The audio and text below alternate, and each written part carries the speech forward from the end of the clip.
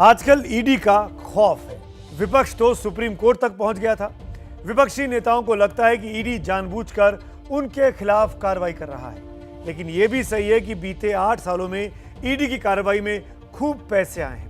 वो काली कमाई सामने आई है जो आम आदमी के खून पसीने की है, जो आपके टैक्स का पैसा है, जो चुरा चुरा कर नेताओं ने अपने घरों में ठूस रखा है। ईडी ने पीएमएलए के तहत 99,356 करोड़ रुपए अब तक कुर्क किए हैं। इसके तहत ही 869 करोड़ रुपए की जब्ती की गई है। वहीं फेमा के तहत ईडी ने 6,376 करोड़ रुपए का जुर्माना भी वसूला है, जबकि संपत्ति जब्त की है 7,066 करोड़ रुपए की।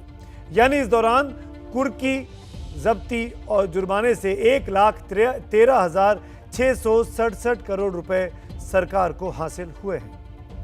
अब आप सोच रहे होंगे कि इतना सारा पैसा, इतनी संपत्ति, कैश, गहने, जो सब कुछ इन छापों में मिलता है, उसका होता क्या है? उस पैसे का ईडी आखिरकार क्या इस्तेमाल करती है?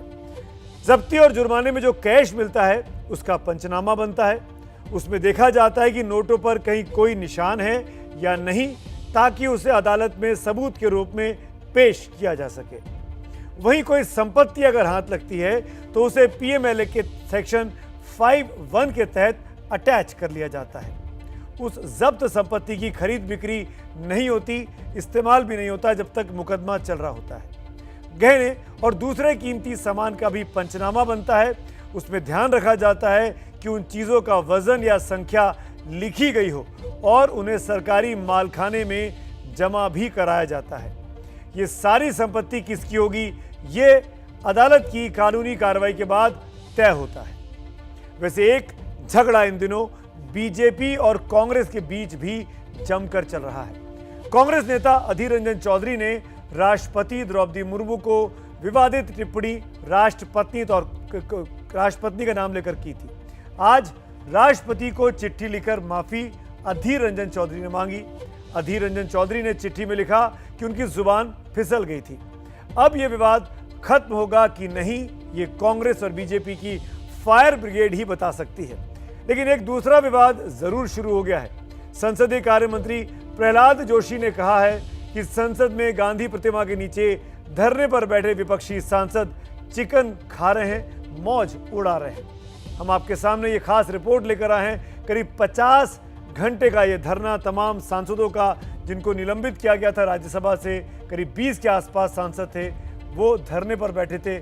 आइए देखते हैं ये चिकन विवाद में कैसे संसद की कार्रवाई क्या आने वाले हफ्ते में भी इसी तरीके से लटकती रहेगी।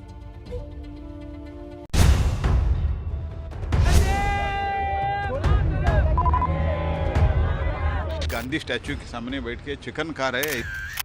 इतने भाजपाई चिकन खाते हैं और मटन खाते हैं। लज्जा लज्जा लज्जा। प्रधानमंत्री जवाब दो। चर्चा के लिए भेजा है या चिकन खाने के लिए भेजा है? प्रहलाद जोशी जी को बोलिए कैमरा लेके जाएं।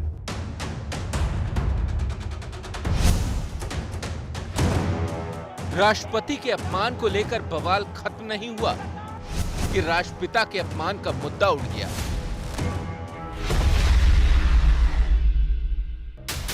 क्या देश के माननीय सांसदों ने गांधी प्रतिमा के सामने चिकन खाया? संसद के मॉनसून सत्र में विवाद खत्म होने का नाम नहीं ले रहे। पहले महंगाई के मुद्दे पर बहस को लेकर दोनों सदन ठप हुए, फिर विपक्ष के कई सांसदों का निलंबन हुआ। निलंबन के विरोध में सांसदों ने 50 घंटे का नॉन स्टॉप धरना शुरू कर दिया और इसी धरने को लेकर अब इन सांसदों के व्यवहार पर उठने लगी है उंगली।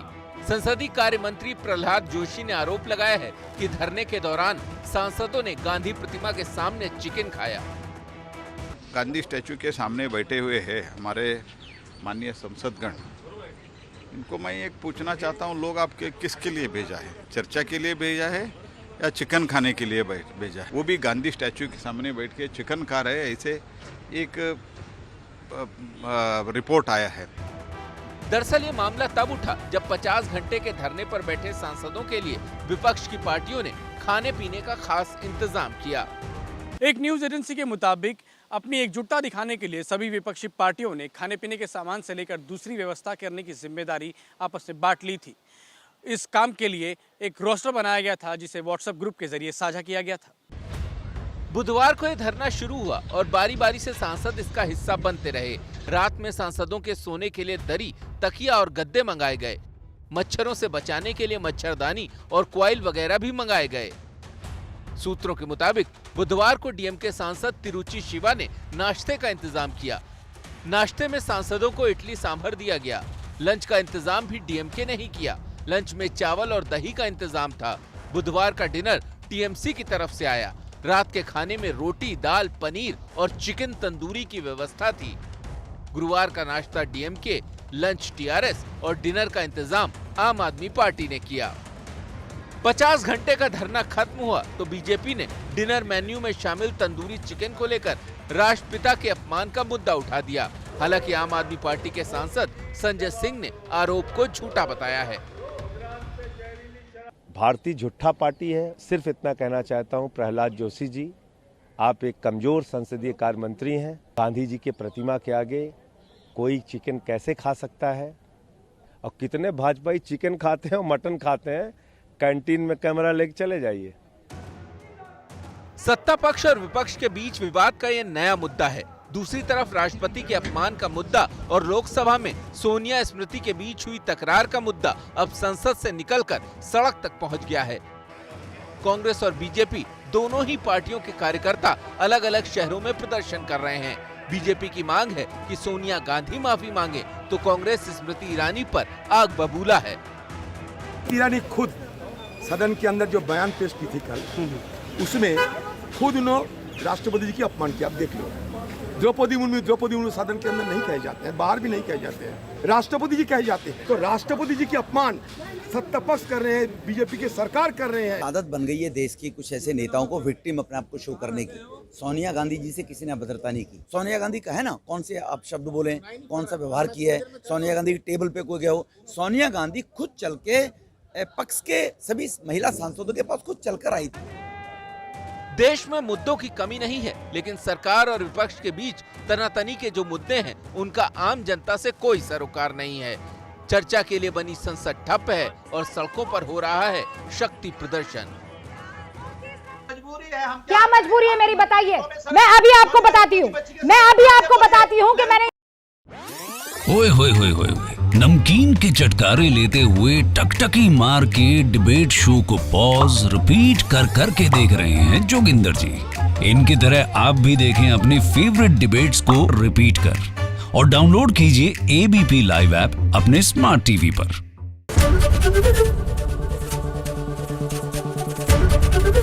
एबीपी न्यूज आपको रखे आगे।